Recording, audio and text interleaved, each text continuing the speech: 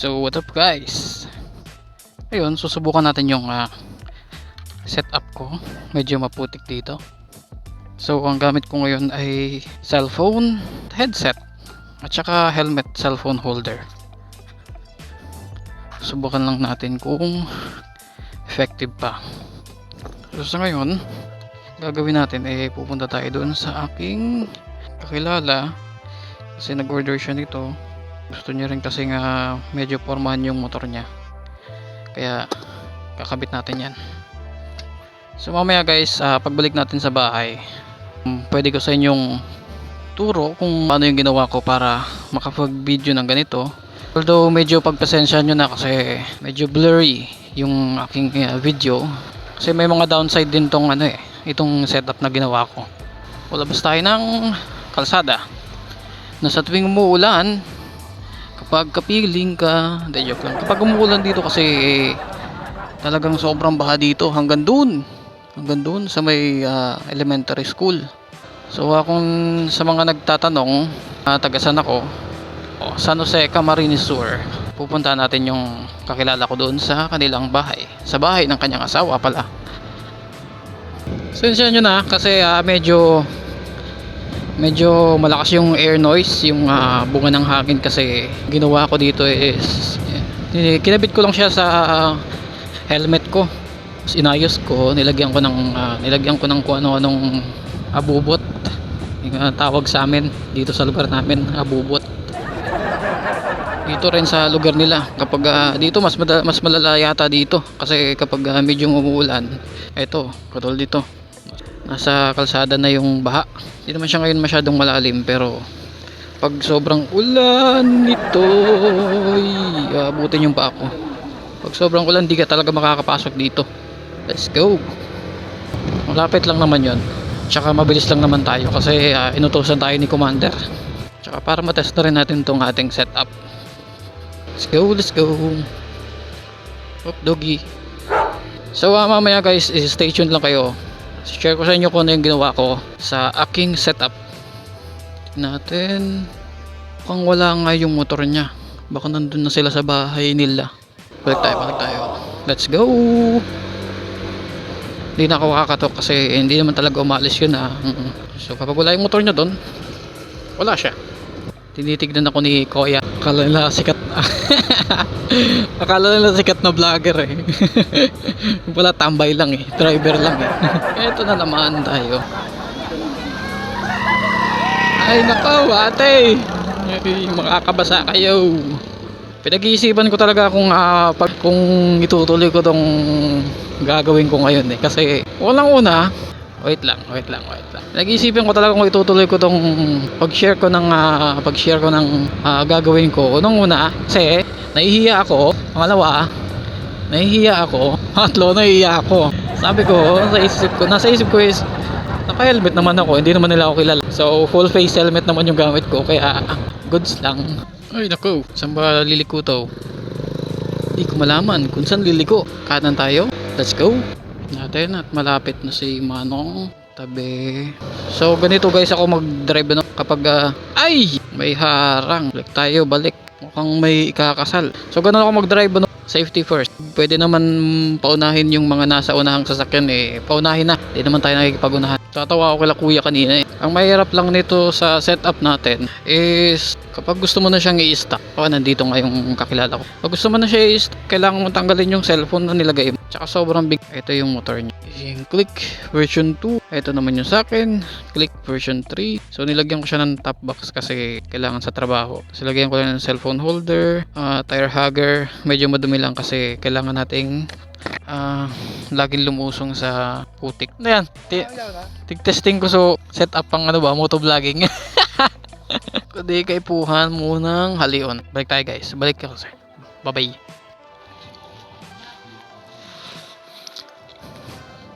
Ayun.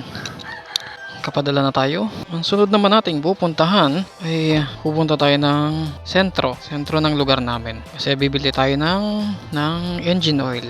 Kailangan na kasi natin kailangan na natin mag-change oil. Kasi ang ating odometer ay, di ko alam kung kita nyo, is 10,000 kilometer na ang tinakbo. Grabe yung tugtugan dito eh. Gina G. Sa mga nagtatanong, sa mga gustong magtanong, although wala namang nagtatanong, may gustong sa mga gustong malaman pala, yun pala dapat ang term. Mga gustong malaman kung ilang kilometers ba ako nag-change oil.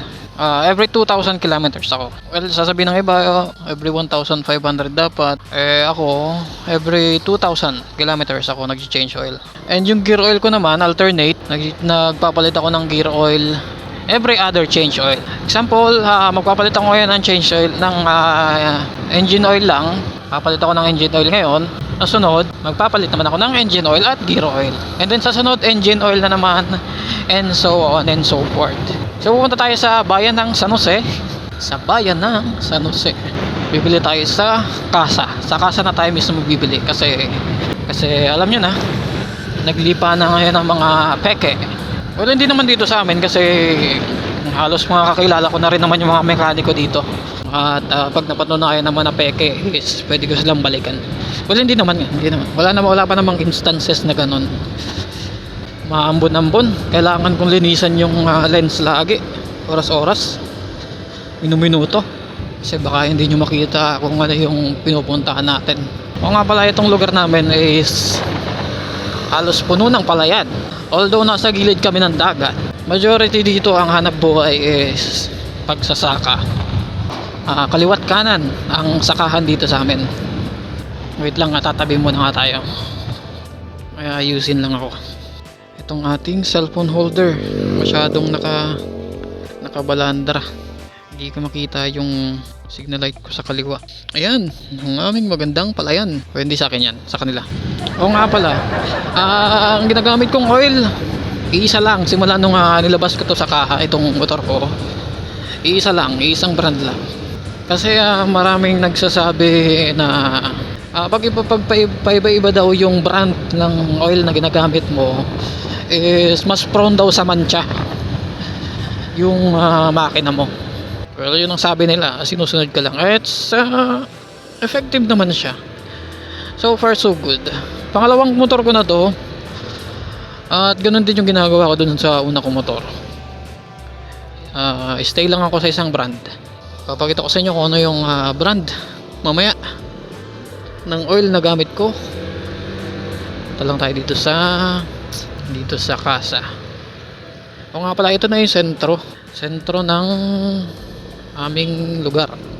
Ito ang San Jose. At dito ko kinuha yung motor ko. Ito, Motor Trade San Jose. At mukhang may bagong lalabas na unit. Ay putya, nasan yung wallet, yung bag ko? Dito pala yung bag ko. Langya, tumatanda na tayo. Oil po, may Enyos po. Ayun, Enyos. So off ko muna yung aking video. So ayun, nakabili na tayo ng ating engine oil. So mag-change oil tayo mamaya. Pero ito yung brand na binili ko. Susi. Asa ba yung susi? Wala yung susi. Saan ka na ba susi? Sabi nga ni J-Mac, for the views. So ayun, pumasok tayo sa letter M. Lumabas tayo sa letter J.